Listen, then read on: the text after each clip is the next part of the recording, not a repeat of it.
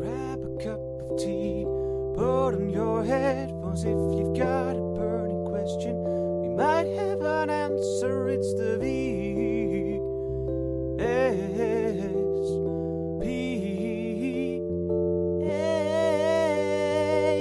Podcast. Hello and welcome to another VSPA podcast, this time organized by our newly formed podcast committee. My name is Elena and I'll be the host of today's podcast together with Jet. Hello, I'm Jet, and we're going to present to you our committee members and give you a hint of what you can expect in future episodes. So we're going to start with introducing ourselves, and I want to give the first word to our chair, Akin. Hello, Akin. Hello. How are you doing? I'm okay. A little bit tired on Monday morning, but otherwise all good. Can you tell us a little bit about yourself? Why did you join the committee, for starters? Why did I join the committee? Well, I'm interested in filmmaking, especially short movies and documentaries, and I was looking for something else to do now that I can't really go out and film stuff because it's a little bit more difficult to approach people. So when I saw that VSPA actually opened a podcast committee, I thought, well, it's similar in terms of skills. I could probably learn something from it and it could be fun. So here I am, now the chair unexpectedly. Okay, perfect. And can you tell us maybe which year are you in psychology and where are you from? Yeah, I'm from Turkey. I'm currently a third-year student. I'm specializing in social psychology right now, trying to write my thesis. And what's your topic of thesis? It's about using behavioral insights to reduce animal product consumption. Okay, so let's move on with Bianca. Bianca, what about you? Why do you join the committee and tell us something about yourself? Yep, I'm Bianca. I joined the committee because I listen to a lot of podcasts like 24/7. So I thought it would be really fun to join the podcast committee. I finished my bachelor's last year. I specialized in clinical psychology, and now I have a gap year. So, yeah. What do you do in your gap year? I'm gonna start with a new job very soon. So I volunteer, and just psychology related things. Oh, okay, but that's nice. Thank you very much. So let's move on with Lisa. Lisa, what about you? Why you became a member of our podcast committee? Actually, it's a little bit of weird story. Before my master clinical neuropsychology, I studied psychobiology, but I didn't really like the study-related committees because I wasn't that much into biology, like things with plants and animals. I didn't really like that. So I really wanted to do a study-related committee in my master. And I also really like podcasts. So it was the perfect combination to do this. And what are your masters in? I'm doing my master in clinical neuropsychology. Oh, that's nice. So which year are you in? The first year or? The first year. Yeah, but I really like it. Okay, that's nice. Perfect. So thank you. And let's close it with Georgia. So Georgia, tell us about yourself and why you became a member of our committee. When I was growing up, I saw a bunch of unis and schools having podcasts on TV, and I thought it was really cool. I always really wanted to join that, but I never really had the opportunity. But I think above all else, I came for a close first-hand view of Tim's jingles. Oh. 100%. But yeah, other than that, my name is Georgia. I'm a second-year psychology student. I'm going to start my specialization in the second semester in work in organizational psychology. All right, and we know you have also experience with other committees from last year. Can you maybe tell us something about that? Last year I was the chair of the Border Committee. This year I was also the treasurer of the city trip committee. Sadly, had to be postponed because of Corona. I'm currently the secretary of the podcast committee, and I am also the head of promotion for the first year's weekend coordination committee. Wow, that's a lot of committees. It is a lot of committees. I do really like engaging in the VSPA. Wow, that's wonderful. Okay, so you mentioned Tim, so maybe Tim can drop by and tell us some quick things about himself. What do you want to know? So maybe what's your job in VSPA, and well, how do you like the podcast committee so far? My job in the VSPA is I'm the study committee affairs officer. So I'm in charge of all of the study related committees. And one of those committees is this committee, the podcast committee, which is a new committee this year. And I think it might be my favorite committee. Although officially, of course, I'm not allowed to say that, but it's wonderful. Okay. Was it your idea to start a committee in the first place? It was mine and Merel's idea. Merel's the chair of the VSPA board. Yeah. Oh, wow. That's a really good idea. I hope it will be a success this year. Soon. Alrighty, so Jet, when you're talking, tell us something about yourself and why you became member of our committee. Yeah, so I'm Jet. I'm in the second year as well. And in the second semester, I'm going to start with a minor, gender and sexuality. I'm really looking forward to that. I joined this committee because I also really like podcasts, and I was inspired by my favorite podcast called the Podcast. It's a Dutch podcast about two guys who are best friends, and they talk about everything, and it's really funny. So that's why I became into podcasts. And that's it, I think.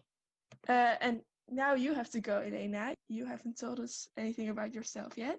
Okay, so I joined the committee because I also love podcasts, and I found it like a super exciting opportunity to try to look behind the screens and find out how the podcasts are made.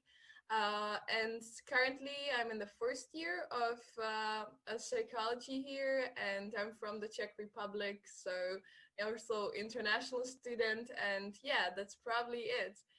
So we closed the first part of this podcast, and now let's move on to our second part, which will be about psychology related facts. Fun fact. Let's start with Lisa. Lisa, tell us your fact. A fact that I often tell people in social settings is that I learned it in my master clinical neuropsychology. When some people have brain damage, they can develop a kind of personal neglect, which is a kind of perception disorder. And those people, they don't really see their own arm or leg as their own limb, but they think that some weird object is lying in their bed or something. So they don't feel that their arm or leg belongs to them. And some people even so uncomfortable that they let this limb be removed surgically. So yeah, I think that's very heavy that you just remove your own arm or leg because you don't think it belongs to yourself. Oh my god, okay. Yeah. Okay, thank you for that. Bianca, what about you? Well, whenever I'm at a party and I need to tell something psychology related, I always tell people that you can teach doves to ping pong. But I looked that up 2 weeks ago because the image in your head it creates is like doves with ping pong bats, but they're actually just punching it with their, how do you call that? Their mouths. They're like beaks or yeah. So it's not as intriguing as it sounds. Okay, wonderful. So you combine both fun and psychology. That's really efficient. Okay, Georgia, what about you? Yeah, I've got a party psychology. I don't know if this is a party psychology fact. But yeah, my fact is that Freud pretty much completely disregarded the clitoris and said that clitoral stimulation is immature, and women who do this are immature. So kind of you should really get your pleasure from from sex. Oh, Oh That's my God. my fact. Yeah, Freud was also with the sexual stages, right? Yeah. okay. Ekin, what about you? Well, unlike Bianca, I'm never in a social situation where I have to tell something psychology related, but I just kind of blurt it out because I'm really awkward in crowded places. And I just kind of go like, oh, you could actually manipulate your own memories to your liking, and it's actually really super easy. So all you have to do is basically think about a memory. You can construct it from scratch. You can manipulate an already existing memory. And if you regularly think about it, after a while, you started actually believing that is your real memory. And yeah, that's why I never trust what you remember from like 5 years ago. Okay, do you manipulate your memories? I hope not, at least not actively. Thankfully, I never had a memory I wanted to manipulate so badly that I tried. But there is plenty of research about it, and it's actually really cool. Last year they said something in the lecture about it's even that heavy if you tell someone that they went to Thailand or something like that, and in their youth, and they still believe it if you just Yeah, put a lot of you memories just have to like really imagine it and visualize it in your head. And if you do it a couple of times, it actually works. It's fascinating. in Okay, wow. All right. Yet, what about you? Yeah, I actually have kind of a serious fact. I was reading an article about why people choose political loyalties over facts. And I immediately thought of when people are still voting for Trump, even after they've heard that he sexually assaulted a lot of women. And the answer to that is actually that people want to reduce cognitive dissonance. I think if you had finished the first year that you know what cognitive dissonance is, it's that your attitude and your behavior are not in line, so you want to change your behavior instead of your attitudes to reduce that. And so people still vote for Trump even if they know a lot of facts that are negative about him. So I thought that was a fascinating psychology fact. Interesting. Yeah. All right, I think we've done everybody, so I can tell you my like quick, I don't know whether funny or a little scary fact, because when I got like into psychology, I was always interested in sleep, and I did once like project about sleep. I found out about this homicidal sleepwalking or homicidal somnambulism, which means that like there are around 70 cases in which people who like apparently were asleep actually killed somebody, and it seemed to me like really scary. And there was this one case when one guy killed his mother-in-law and then actually like was not guilty because that he was asleep. So this was really like wow, like I didn't know that this could happen. So yeah. So let's finish this off. Maybe whether Tim has some fun fact or psychology favorite fact that he wants to share. I wouldn't say it's a fun fact, but I'm always very fascinated by the experiments done by Benjamin Libet about free will, because it suggests that somewhere in your subconscious mind you already make a decision before you actually become conscious of it. So I like bringing that up and seeing what people have to say about it. Wow, interesting. Well, what do you think about it? Oh, I hope I have free will. Let's put it at that. But the point was that people think they have more free will than they actually have, right? Yeah, but also he doesn't really agree with how people interpret his experiment because he says we do have free will. Okay. So it's still a debate then. Yep. Okay, so we can move on to the final part of today's podcast, which we call a therapy time. It's therapy time. So in this part, we are going to discuss two problem areas. First about stress and then about procrastination. And we want you to share your experience and also maybe some tips or pieces of advice for ourselves and for our listeners. So yeah, I guess we can start with the first question. And so Georgia, what is the most stressful thing in these COVID times for you? Oh my God, I might not be the best person to ask. But just because like besides Corona, my most stressful thing for me right now is that Kruidnoten is starting to sell out, so probably not gonna have that for a while. But if we're talking about Corona, um, yeah, I'm stressed about being able to go home for Christmas. So you are currently in Amsterdam, and when are you planning on leaving? I'm planning on leaving around the 7th of December so that I have time to quarantine before and after I arrive. Oh, I see, I see. Okay. Yeah, I guess that's maybe something we all like stress around, like in terms of Christmas and COVID, like how that's going to turn out. So Yeah, or maybe someone has another stressy issue in the corona times. Like how do you learn? Does it still work for you? Or Aiken, how do you learn these times? How do I learn? Do we mean in like an academic way? I mean, doesn't make that much of a difference. But now you have to learn at home. Does that work for you Yeah. or No, I'm not the best person when it comes to time management, and I deal with it terribly.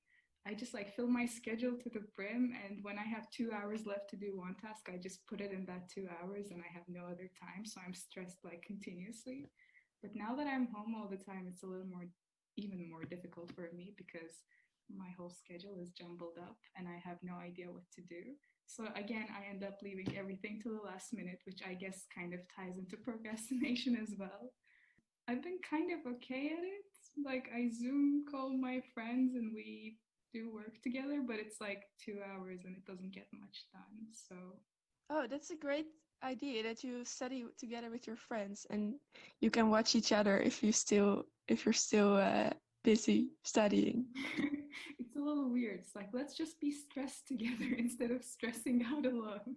Yeah.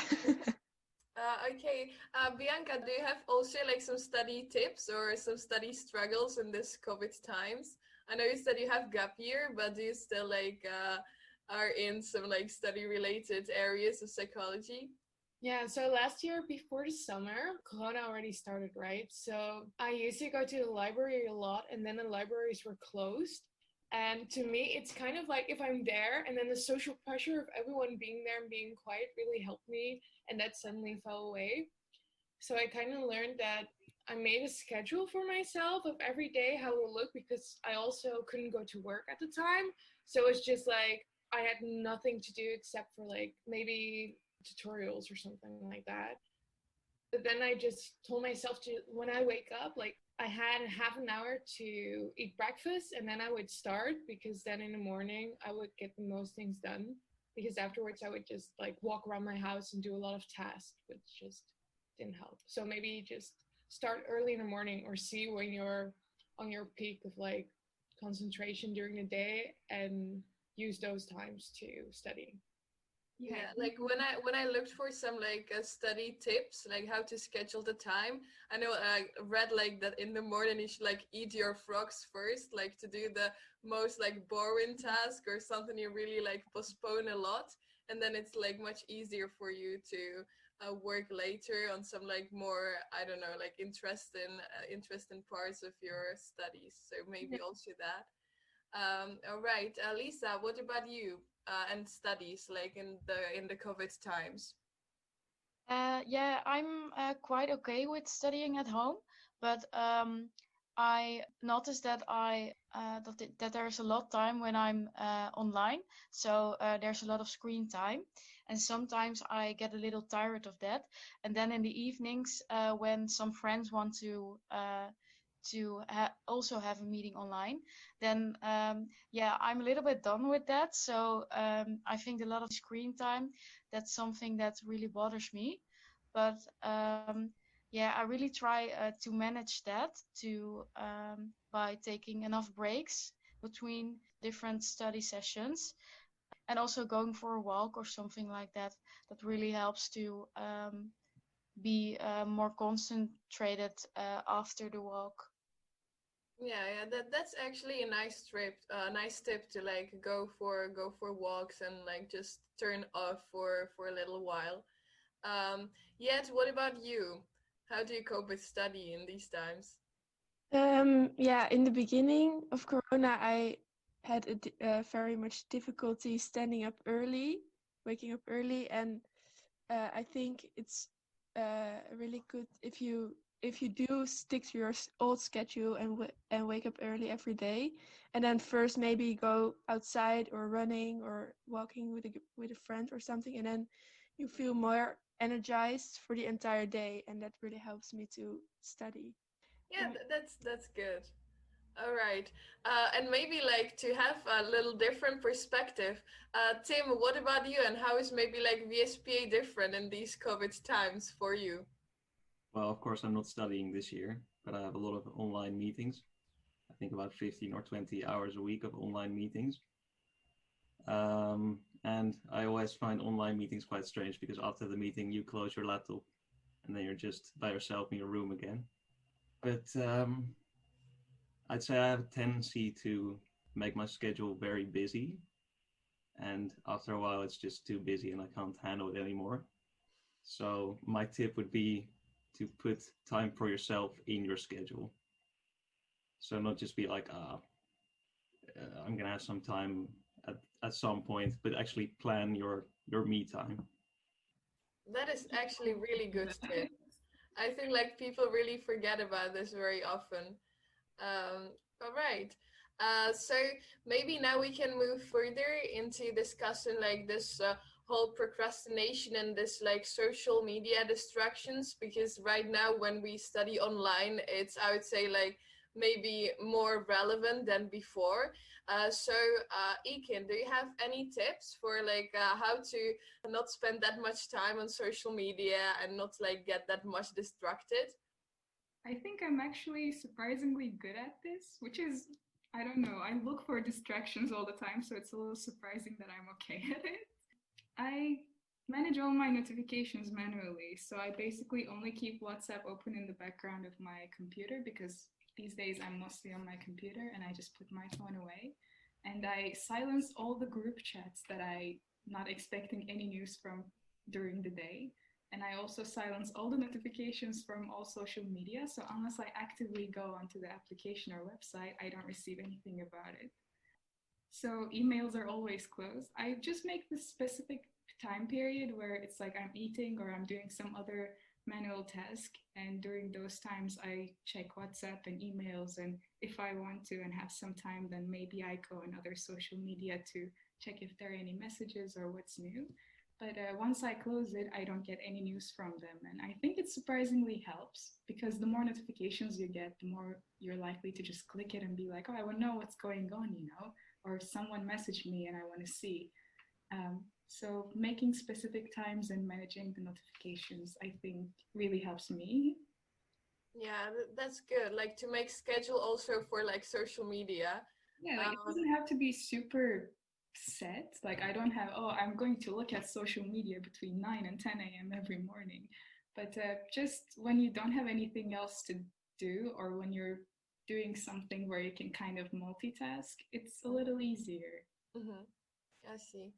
All right. So maybe Elisa, do you have some like schedule tips, like how to plan your day? Yeah, it's dependent on what I have planned during the day. But what I always do is I'm not doing anything for my study in the evening. So I always plan my evenings as spare time. So yeah, then I make sure that I really can relax and I don't feel rushed all day. So I think that really works for me. And about social media, I removed all applications from my phone. So when I really want to go on Facebook or Instagram, I really have to search it on the internet and then I can see it. So it's much more difficult to go on social media then. I really have to be active to open it. Yeah, so it's not like automatic that you just open your phone and automatically click on Instagram or stuff. Okay. Yeah, that's also a good tip, actually.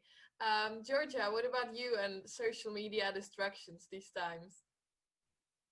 Yeah, so for me, it's a little bit different. I think so far we've been talking about notifications. I get a lot of notifications. I'm often a little bit too lazy to open them. So That's not so much of a problem for me, but I do really like scrolling on Instagram. I would consider myself a bit of a meme queen. So sometimes I get a little bit stuck with my memes. And my tip for that is just send an Instagram reminder on your settings when it's been like your time's up. You really need to stop. Yeah, and that helps. Okay, that's actually quite a nice tip. Okay, so anybody, do you have any other tips or things you want to share about this, like social media or stress in these times? I learned what works best for me is like when I'm really stressed, I will still grab my phone and look at my phone, look at WhatsApp and everything. But this one day, I put my phone in the room with my roommate and she took a nap for like hours. And then I really wanted to get to my phone, but I couldn't because she was taking a nap and I would wake her up. And it helped so much. Like I got so much done that day. So if you find yourself having like no self-control, just tell your roommate to take a nap and put your phone in their room. Miracles. I also have something, I didn't know you could do that, but just put a limit for social media apps on your phone. I did a limit for 3 hours, so that's still quite a lot. But yeah, if you want to do it for 1 hour a day, you get a notification and you can't open the app anymore. Or you have to say, get rid of the notification. But then you know that you're already an hour on the social media apps that day. And you get more conscious of it. Alrighty, so well, I guess we're heading towards the end of today's podcast. So we hope you enjoyed listening and got to know us a little better. For the next podcast, it will be a little different than today. Today it was more of like practice podcast, but for future, we're going to dive into various psychological areas with experts from field, and actually you can become a part of this process. Because if you have any suggestions or ideas, or if you just know like which subject you would like to hear about, you can always contact us through already mentioned social media, or you can fill in the survey that we're going to put in the description of today's podcast. And we are also going to put there some contact details, some like email or the social media where you can text us with any suggestions or ideas. So I would say thank you for listening and goodbye in the future episodes.